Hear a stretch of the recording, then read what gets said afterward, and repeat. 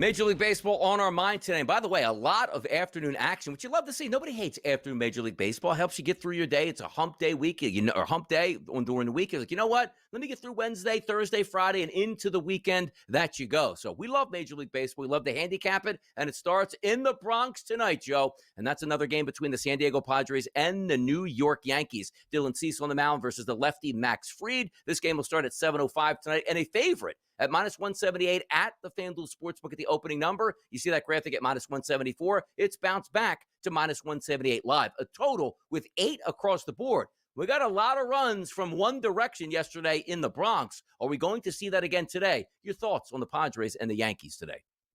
Well, I mean, I don't believe the Yankees have lost a Max Fried start yet, if I'm not mistaken there, right? So it's listen, there's a level of confidence. That was a good win last night. They had a big inning there. Wells with the grand slam is what did it in the 7th inning there. But they got hits from other guys, Bellinger and Volpe, and that's good because hitting is contagious. Dylan Cease usually starts the season slow, Donnie, and this is no exception this year. So I tend to lean towards Max Fried here once again. If it ain't broke, don't fix it. I would probably just forget about the bullpens, Donnie. Let's just take the first 5. Yeah. Are we going to get more runs or less runs? Because it feels like a pitcher's duel early in this one. So I'd look at the first 5 under here at 4 runs.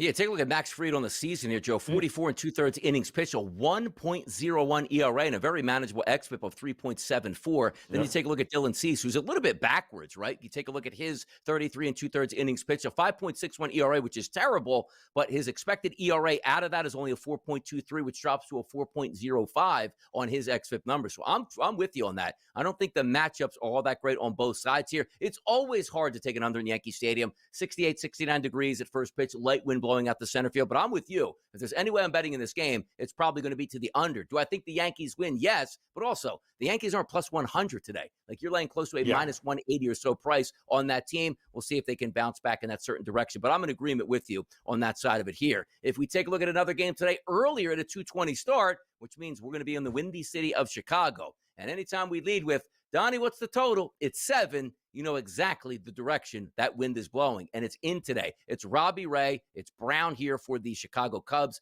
-142 at the opening number, -146 right now. As you see an elevation there, we see that card there at -136. It's on the move, but in a Cubs direction at 7. Robbie Ray versus Brown. What do we got today for you?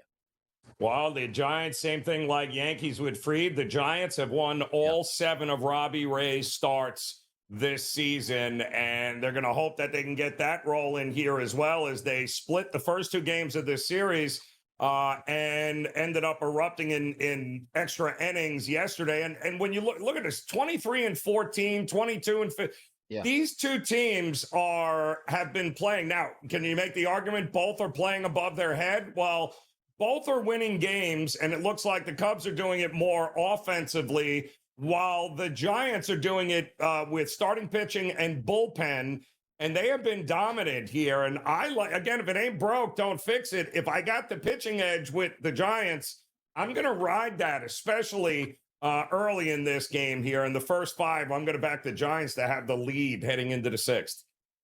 Yeah, I've never been a big fan of Robbie Ray, and particularly to start the year. His xFIP numbers were really out of control. But when you take a look now, 38 1/3 innings pitched, a manageable ERA down to 3.05, and an xFIP number of 4.18. Those numbers were much, much higher just a few weeks previous here. We'll see what happens there. And again, Ben Brown on the mound for the Cubs, wind blowing in. We'll see how many runs we can actually get. Let's head back out to the desert for a 3:40 start. Afternoon baseball for the New York Mets. Look at the bounce back here against the Arizona Diamondbacks. Kodai Senga on the mound against Merrill Kelly. This line opened up as a slight favorite here, -124, -125 as a favorite to New York. Still sits there at that -125 or so range. A 9 across the board. I like the under yesterday. That came in. Senga and Kelly on the mound here, afternoon style out for the D-backs.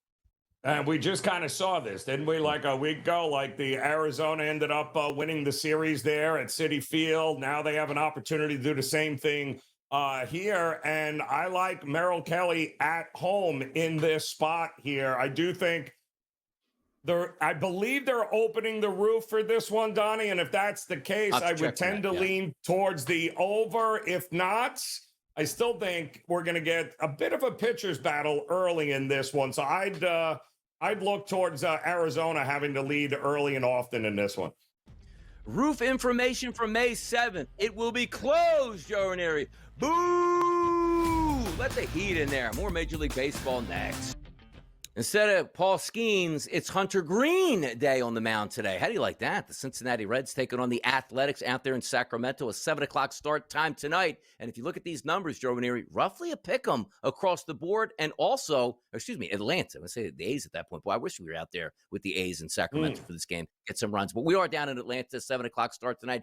8 to 7.5, depending on where you're shopping at right now. It's into the FanDuel Sportsbook at 8 runs here. And roughly a pick'em. I like my guy, Hunter Green. You take a look at him on the season so far, Joe, 42 2/3 innings pitched. How about a 2.53 ERA and a 3.10 xFIP number? I'm going Reds today. I'm painting the town red, Joe. Yeah, well, they're going to need their ace at this point in order to stop a 4-game losing streak, which, once again, the bats go MIA for this team with the Reds. They are so Jekyll and Hyde this season. It's crazy. They can go some games where they'll put up double-digit runs, and then they go 2 or 3 games where they can't hit water if they fell out of a boat. So couldn't do it last night. And I believe Holmes is going for Atlanta. Yeah. And quietly, as a guy that they have to throw in there as a 4th or 5th starter because of injuries, he's actually done a great job for them and has not been terrible like you would have thought. So, yes, Hunter Green to me has to win this game. I expect him to be pretty good, but the bullpens get involved here. I don't trust Cincinnati. I think Atlanta ends up winning this game. And at that price, why not? It's worth a shot here with the home team. See if they can bust out the bats today. Now we can get to the good times here at the A's in Sacramento. The only problem is you see the total across the board at the FanDuel Sportsbook. It's 9. You like to see that. Heavy favorite for Seattle. Hogland's going to be on the mound, who has 6 innings pitched on the season, a 150 ERA and a 1.93 xFIP number. Hard to extrapolate what those numbers will be over the length of a season, but a good start nonetheless. But you're going up against Brian Wu. 38 1/3 innings pitched here for Seattle, a 2.58 ERA and a 350 xFIP, which if you're looking on the card between 30 pitchers, Brian Wu is number 4 on the card today. Gunnar Hoglund is number 1, but again, only 6 innings pitched. Could we have a pitching duel in Sacramento in the afternoon, Joe? Well, it's interesting because the Mariners lineup, I believe, averaging, almost 6 runs a game on the road. I mean, they've been raking on the road. Brian Wu's been outstanding. What else can you say? I mean, when Logan Gilbert went down, he's kind of become the ace of that staff. But they're playing in a ballpark that has seen the overhit in 10 of the 16 games that have been played there. So it's kind of hard to hope for pitching battle. And Hoglund looked the part, but he played the Marlins. Does that change in this ballpark here? I'd be looking towards the over in this one, as both bullpens have gotten work the last couple of days as well. It's hard, man. It's hard to take unders. It really is hard to take unders in Sacramento, which is a great thing here. So, again, look at the 2 ballparks here that we're out of, like Tampa Bay. So refreshing to see runs in Tampa now. So refreshing to see runs, which used to be in Oakland, which was terrible. Now we're in Sacramento. Fantastic stuff. Absolutely love to see it. Yesterday, if you're a Rangers fan, you love to see Eovaldi return back to Boston, have a great performance. Can you get back-to-back great performances? We'll find out. A 6:45 start tonight between the Rangers and the Red Sox. It's Molly versus Houck. Opening number, -136. That's down now, as you see the graphic at -126. A total, though, we're expecting runs tonight, Joe, 9.5. Here's the issue that you might have. You look at Molly and say, okay, 1.19 ERA, sensational through 37 2/3 innings pitched, and a manageable xFIP number. We'll take a look then at Tanner Houck, who's not far behind with xFIP numbers, but he's got a 6.38 ERA, but that doesn't compare. His expected ERA, 4.58, and an xFIP number of 3.95. Will the real Tanner Houck please stand up? Will it be today? They're a favorite, but the money looks like it's starting to come in on Texas. Well, we mentioned earlier, we loved Eovaldi. We loved Texas in the game last night because I do think the bats are waking up for Texas in this spot here. Boston is kind of reeling here. Why? Well, their bullpen is a hot mess as well there, Donnie. Not great. But you got to dive into the numbers with Houck because he had one start against the Tampa Bay Rays where he gave up 12 runs, which has thrown everything out of whack there. But he has been very good at Fenway, 2.13 ERA at home this year. If it was, you throw that one outing against the Rays away, and his numbers are every bit as good as Tyler Mahle's. Now, is that sustainable? I don't think he's actually given up a home run through 7 starts, Tyler Mahle. Is that going to change today? Look at that total, 9.5. Yeah. It's a first 5 under for me. I think this is an early pitcher's battle here. Yeah, let me see what we got here because that 9.5. Let me just get a peek at these weather conditions. 70 degrees at first pitch, wind blowing dead out to center field, about 8 to 9 miles per hour. So that could make a difference tonight. Get the ball in the air in Fenway. Leave the ball in the air with some home runs. That's what we want to see. Home runs were good last night to the Philadelphia Phillies. They're going to take on Tampa once again tonight in game number 2 of that set. On the mound today, Christopher Sanchez, the left-handed pitcher, going up against Shane Baz, the right-handed pitcher for the Rays. 7:05 start. The Phillies are the favorite. Open up as a -134 favorite. As you see that graphic, it's down slightly, Joe, to -126. A total on the board here that we're listing at is at 8.5 at the opening number, still sits at 8.5. Some outlets have actually moved to 8. Christopher Sanchez on the card today out of 30 pitchers with xFIP numbers. And if you remove Gunnar Hoglund, who only 6 innings pitched, Christopher Sanchez, the best on the board at a 2.93. Shane Baz isn't a bad pitcher either. An ERA manageable at 3.86, but a 3.95 xFIP number is decent here. Are we looking for more of the same for the Philadelphia Phillies in a win? I actually thought yesterday, Joe, that game would stay under the total. He had a very good start out of Zach Wheeler in that game, but the Phillies bats really woke up in that small ballpark with some of that heat and humidity. And he's been actually really good. He's averaging 9 strikeouts. He's only given up, he only averages 1 home run allowed per 9 innings, this being Shane Baz, especially in that little league ballpark. But correct me if I'm wrong here, Donnie.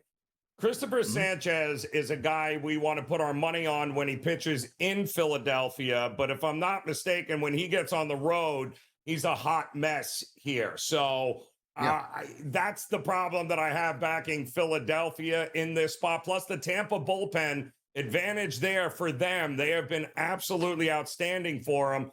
But I kind of agree with the move to the under. If you get Christopher Sanchez, the home version for the Phillies, I don't think there's going to be a ton of runs in this game.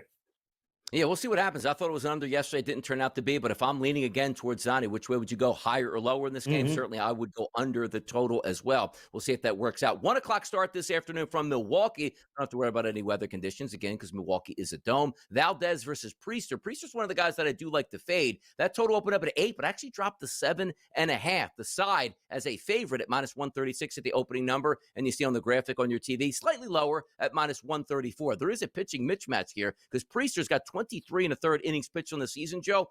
5.8 ERA, 5.05 xFIP number. And if we roll down to Framber Valdez, number 6 on the card today, through 41 innings pitched on the season, and a very manageable 3.63 xFIP number. For me, it's Houston or nobody in this game. Yeah, it's kind of hard because Houston has not been good, especially on the road. And they have never played well, by the way. I don't think they have won a series in Milwaukee in a very, very long time. And Milwaukee scored 4 runs in the first inning last night, and that was all they needed because they didn't score a run for the rest of the game, and Houston could not tie it up there late. So it feels like 7.5 is the right number. Framber or nobody, right? Well, it's an under or nothing for me in this game as well. Now, will you be making a trip over to Lone Depot Park to be checking out Knack versus our guy Belotso on the mound today as a monster favorite for the Dodgers, looking for a bounce back today, Joe? Monstrous. Yeah, they're looking for a bounce back here. And can we go alternate line and lay 3 runs? Is that at plus money? Because that's what I think I would do here. I think the Dodgers roll in this one here against Miami. Now, can you go to like McDonald's in South Florida, like buy a Big Mac and get 2 free tickets to the Marlins? Like, are they doing those giveaways these days down there? Are they just like, you know what? The ballpark is more aesthetically pleasing, Joe Ranieri, when nobody shows up and you can get the true ambiance of that beautiful building at this point. We'll find out.